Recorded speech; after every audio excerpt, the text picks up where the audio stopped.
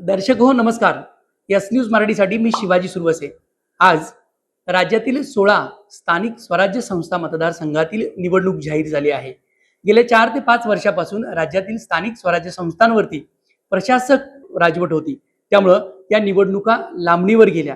नवे गेल्या 5 वर्षात आपल्याला आमदार निवडता आला नाही.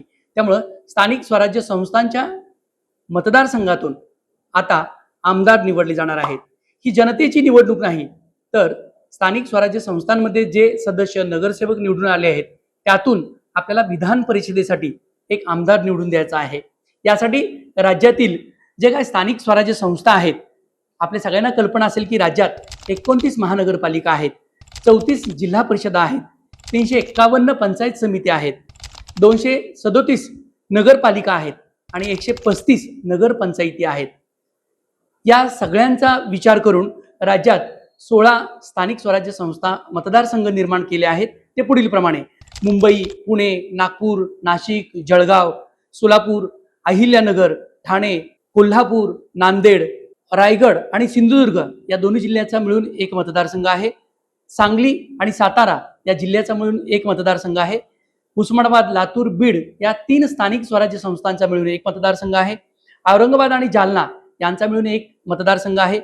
परभणी आणि हिंगोली यांचा मिळून एक मतदारसंघ आहे आणि अकोला, बुलढाणा आणि वाशिम या स्थानिक स्वराज्य संस्थांचा मिळून एक मतदारसंघ आहे. अशा 16 स्थानिक स्वराज्य संस्थांच्या निवडणूक आयोगाने जाहीर केल्या आहेत. आपल्या सगळ्यांना कल्पना असेल की विधान परिषदेच्या सदस्यांचा म्हणजे आमदारांचा कालावधी हा 6 वर्षांचा असतो आणि विधान परिषदेमध्ये 78 आमदार असतात.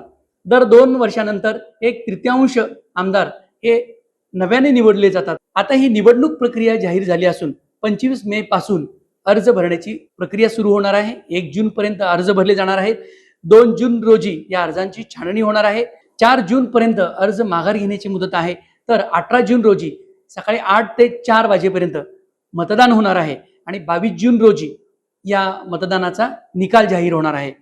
त्यामुळं आपल्या सगळ्यांना उत्सुकता असेल की सोलापूर स्थानिक स्वराज्य संस्था मतदारसंघातून कोण आमदार होणार. आजवर युनुस शेख असतील, आमदार सुभाष देशमुख असतील, प्रशांत परिचारक असतील, दीपक साळुंके पाटील असतील, तसेच रणजितसिंह मोहिते पाटील असतील, या सगळ्यांनी स्थानिक स्वराज्य संस्था मतदारसंघातून आमदार होऊन इथलं प्रतिनिधित्व केलं.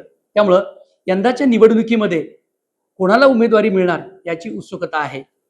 या स्थानिक स्वराज्य संस्था मतदारसंघामध्ये भाजपचं वर्चस्व आहे. त्यामुळं या मतदारसंघातून भाजपची उमेदवारी कोणाला मिळणार तोच आमदार होणार हे जवळपास निश्चित आहे. बार्शीचे माजी आमदार राजा राऊत, माजी आमदार प्रशांत परिचारक, माजी आमदार रणजितसिंह मोहिते पाटील तसेच शहाजी पवार असतील हे या मतदारसंघासाठी इच्छुक आहेत. आपल्या सगळ्यांना कल्पना असेल की सोलापूर महापालिकेमध्ये एकूण 111 नगरसेवक आहेत. यामध्ये 102 नगरसेवक हे निवडून आलेले आहेत, तर 9 नगरसेवक हे स्वीकृत नगरसेवक आहेत.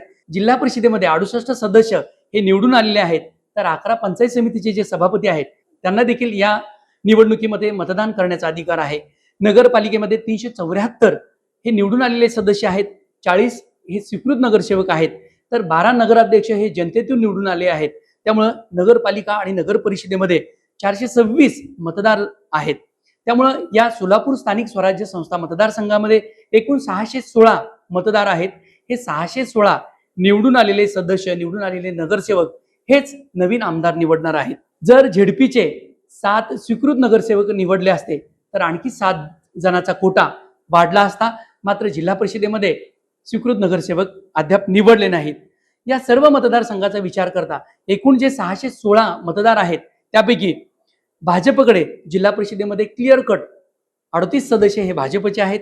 महापालिकेमध्ये 87 निवडून आलेले नगरसेवक आणि 9 स्वीकृत नगरसेवक असे 96 नगरसेवक भाजपचे आहेत.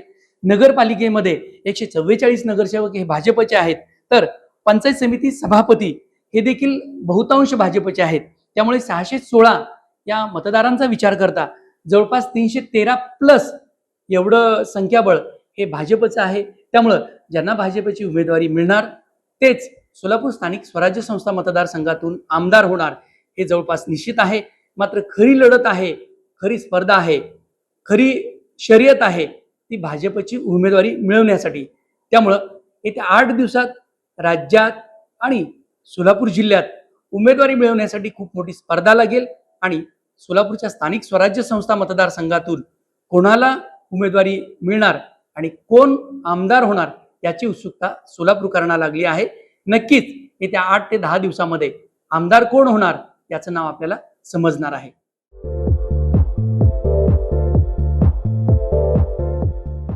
नांदेड, लातूर व धाराशिव जिल्ह्यातील टाटा मोटर्सचे अधिकृत कार डीलर पद्मजा मोटर्स आता सोलापूरमध्ये. भव्य शोरूम आणि अद्ययावत वर्कशॉप, जीएसटी सूट मिळाल्याचा घ्या फायदा. नव्या शोरूम मध्ये सुरू झाली आता कार सर्व्हिस सेवा.